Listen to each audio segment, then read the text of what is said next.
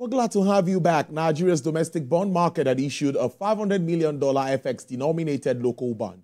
The 5-year bond, which carries a 9.5% interest rate, is the first tranche of a planned $2 billion issuance aimed at bolstering the economy. The minimum investable amount is $10,000, with additional increments of $1,000 thereafter. This is intended to enable wider participation among investors, both within Nigeria and in the diaspora. Well, to talk more on this, I introduced him earlier before we went on that break. He is the chief consultant and founder, B. Adedikpe Associates Limited, Dr. Biodun Adedikpe. Thank you so much, Doc. It's good to see you.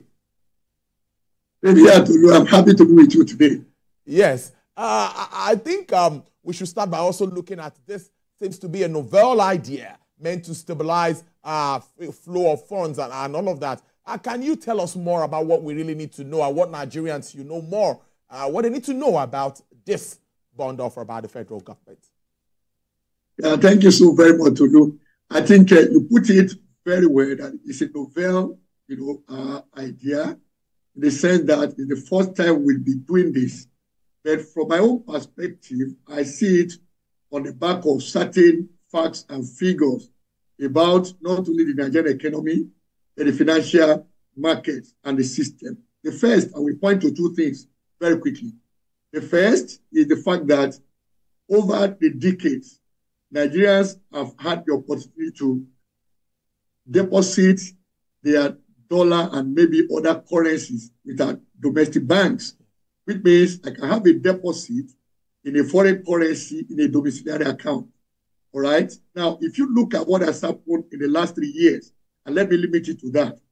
When you look at the data coming out of the central bank, as at March 2021, there was an estimated $16 billion in domiciliary accounts of customers or banks. Then by June 2023, which is just about a year and 2 months ago, that figure had grown significantly to $29 billion. Now, ask again, what actually happens with domiciliary account deposit with banks?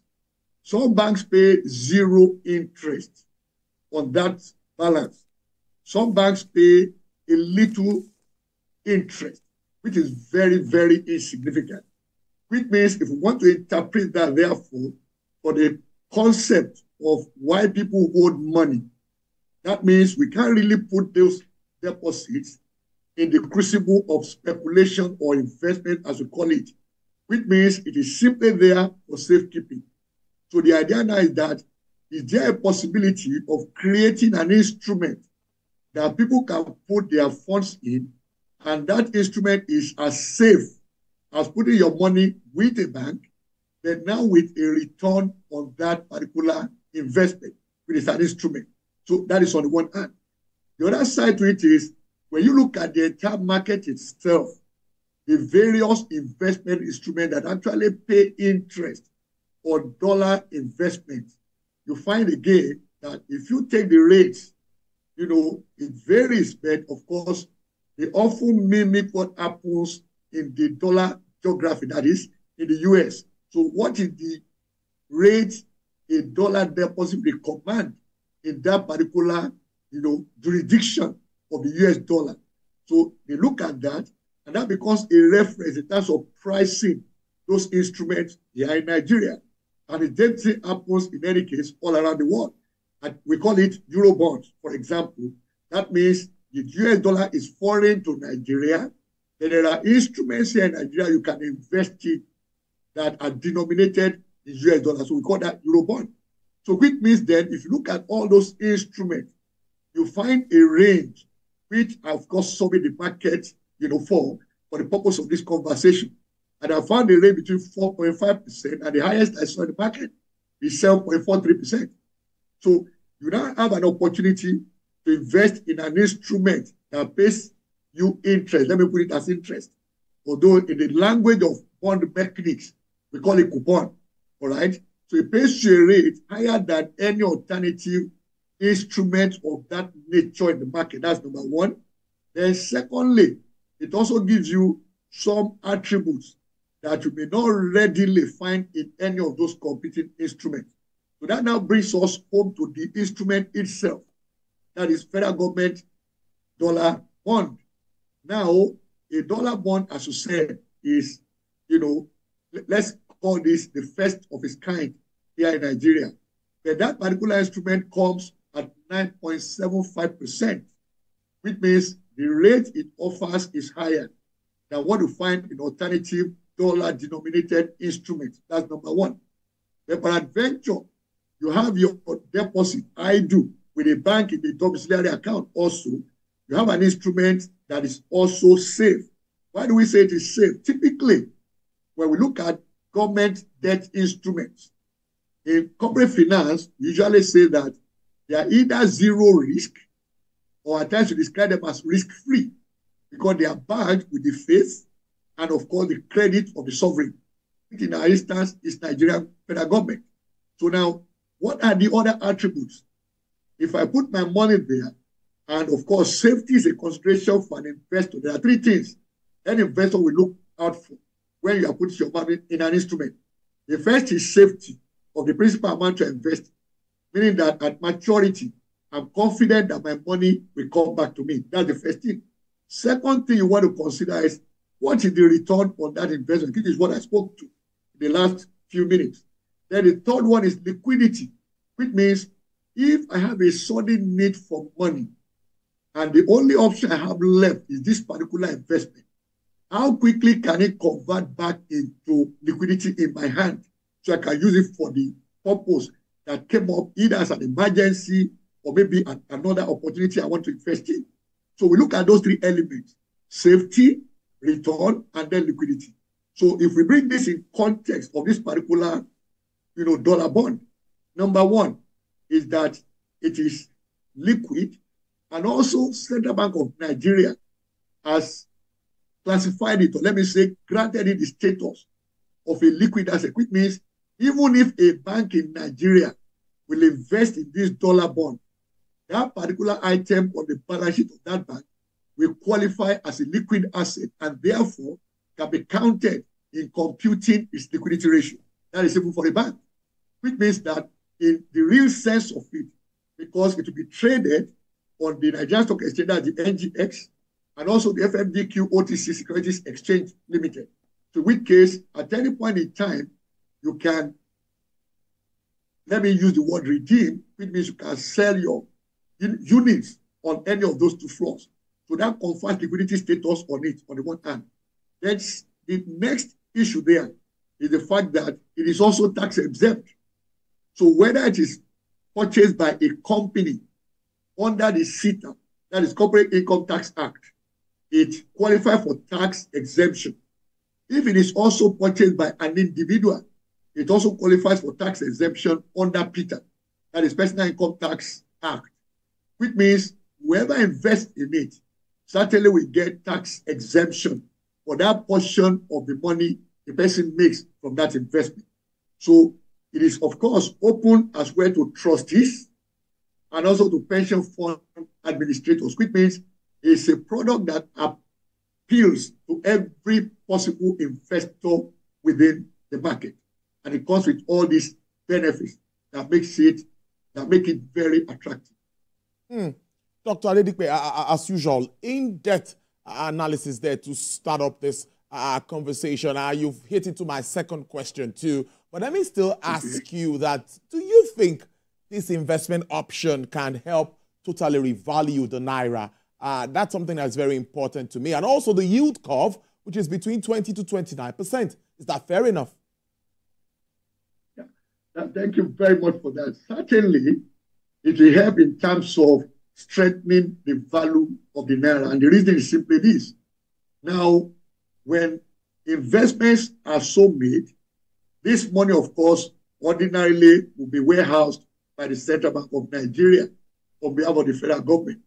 So that will enhance the liquidity in the FX market. Let me use a simple illustration here to connect it to what I said earlier on. If I had, let's say, a balance of dollar deposit in a domiciliary account with one of our banks, where the money is just idle, so to say, and it's earning me zero interest And this is the reality of the market. All right. Now, what happens is that that money is not available as part of liquidity in the FX market. But if I move that money from my DOM account and invest in this bond, it becomes available to enhance liquidity in the FX market. So that goes in a way to improve the, let me call it the muscle that the Naira will have within that market, because more dollars are now available. And so to that extent also, play demand and supply against each other. If this bond, proceeds, will enhance the availability of dollar in the domestic FX market, then certainly it will help in terms of,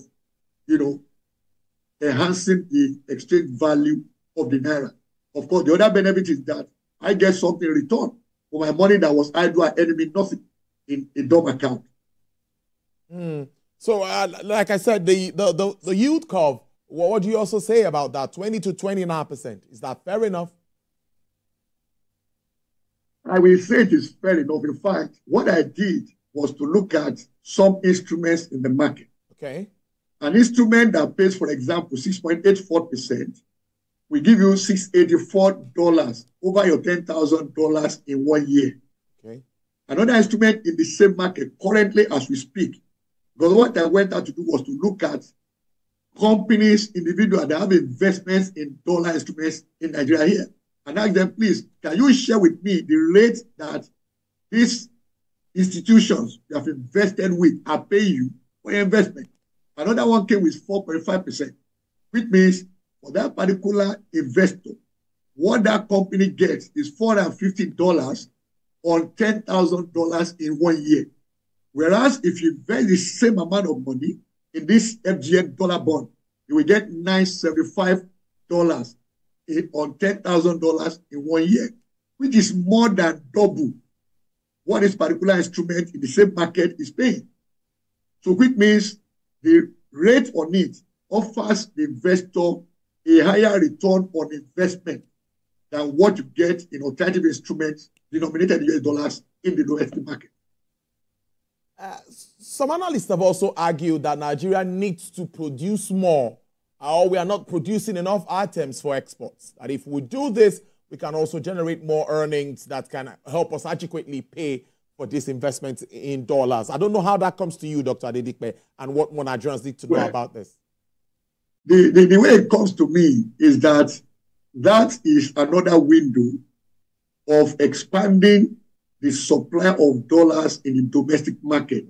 And the idea simply is that if we deliberately focus on export-led growth as a strategy for us as a nation, that means our focus is how do we produce things here that are needed in other countries around the world.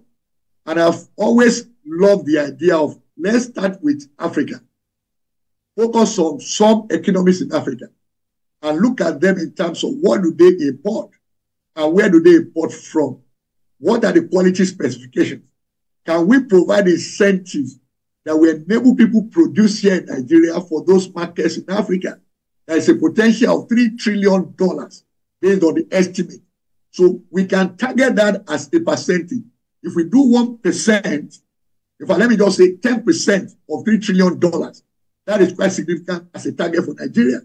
Now, if that talks about $30 billion, we can even bring it down and say, okay, let's say for the next 2 years, we want to target a certain percentage of that, then bring it down to specific items, just like what is playing out now internationally.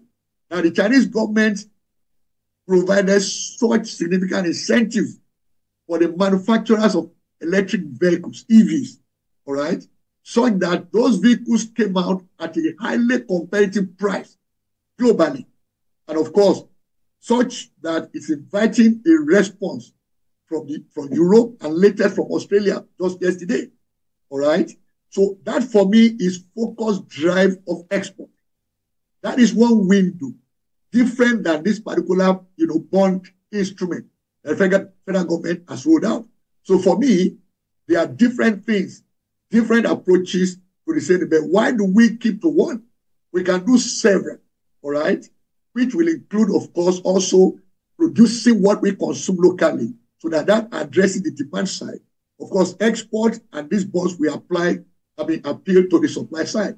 Of course, the beauty of this also is that, like you remarked at your opening statement, that it is also open to Nigerians in the diaspora, as diaspora Nigerians. So which means they can also look back home and see, on the one hand, an instrument that is safe, brings a better return than whatever they will get in the US market.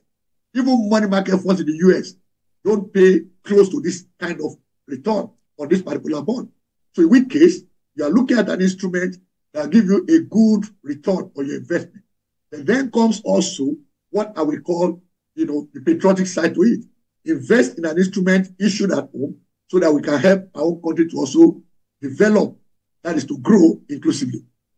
Before I let you go, Doc, this seems to be very, very significant. Looking at your comments and what the DMO is doing, what more will you be expecting? What more of initiatives like this will you be looking forward to moving on from the Debt Management Office? I think the DMO has done exceptionally well with this. And why do I say that? If you recognize the fact that this is just the first tranche, the entire issuance is $2 billion US. All right, this is the first tranche, which means we are still expecting $1.5 billion. Now, this particular window is for 12 days, running from the 19th of August and to close on the 30th of August. So by the time on September 9th, when settlement is done by the brokers, whatever is the outcome, if it is oversubscribed, that will give us a very strong and positive pointer that the DMO is in the right direction. Now, what I will also want to recommend to the DMO to do going forward is, for every one issuance, there should also be a kind of scorecard. Okay? We raised this money for this purpose, and it was used for that purpose and delivered. So if investors can see that on the website of DMO, that of course will be a confidence booster for subsequent issuances that DMO will do in future. Dr. Biodun Adedikpe, I must thank you so much, making us really understand what this is and what you expect from this. I think many Nigerians get more clarity and will be able to put their money where their mouth is. Dr. Adedikpe is the founder and chief consultant, the Adedikpe Associates Limited. Do enjoy the rest of your day. Thank you, Tolu, for having me, and do enjoy the rest of your day too.